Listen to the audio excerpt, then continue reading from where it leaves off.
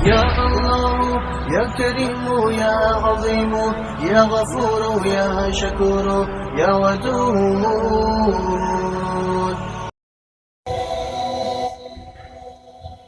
Doctor ने पूछा, क्या मसला है? बोली, बेटा भूखा रह जाता है, दूध नहीं उतरता। डॉक्टर, ये लो पर्ची, इंजेक्शन लिख के दिया है, लगवाती रहना। कुछ दिन बाद वो औरत दोबारा आती है।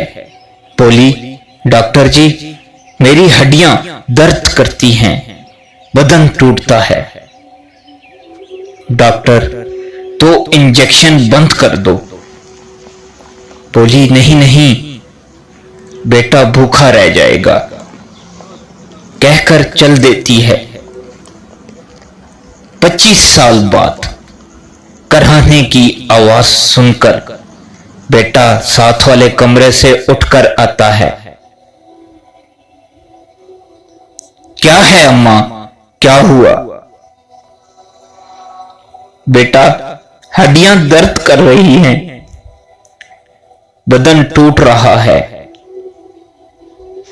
अम्मा, फिर से कुछ उल्टा फुल्टा खा लिया होगा। ना खुद सोती हो, ना हमें सोने देती हो।